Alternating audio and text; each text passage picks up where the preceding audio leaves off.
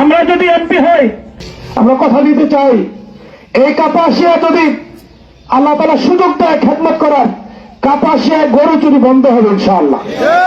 শুধু বন্ধ হবে না, আমরা কথা দিচ্ছি, যদি আপনার এলাকায় গরু চুরি হয়, পরের দিন সকালে এসে আমি আপনার গরুর সমপরিমাণ টাকা আপনার পকেটে দিয়ে দেব, এবং চোর ধরে এই টাকা আদায় করে আমি আমার টাকা আদায় করব।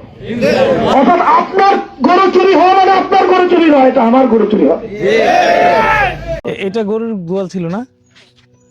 ও আচ্ছা আচ্ছা আচ্ছা, এটা তো রাস্তার কাছে তালা তোলা দিয়ে রাখছিলেন না? তালা ভাঙে নিয়ে গেছে?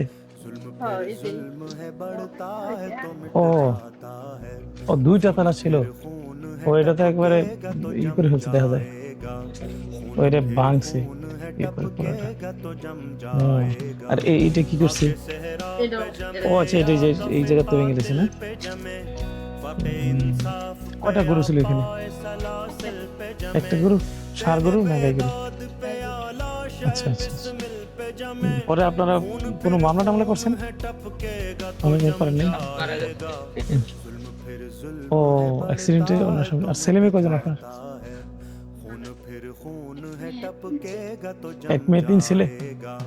আচ্ছা আচ্ছা আচ্ছা। এই গরুটা কত টাকা মূল্যের ছিল? 70-80 হাজার টাকা।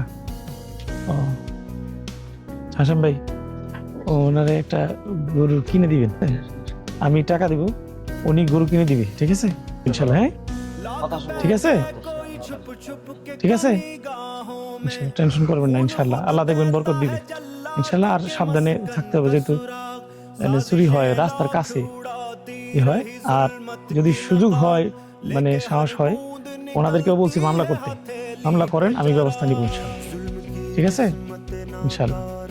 দেখি চুরি মানে একজনে যে এসে হঠাৎ করে করছে এরকম না, অনেকেই দেখবেন খোঁজ খবর রাখে, খোঁজ খবর নিয়ে আসে এটা করে, হ্যাঁ খুব ই করে প্ল্যান করে, আশপাশে 2-3 বাড়িতে কোন জায়গায় গোয়াল করে এটা তো অনেকেই জানে না, জানে না কি করে না, এরা সেটা খোঁজ খবর করে ইয়ে করে।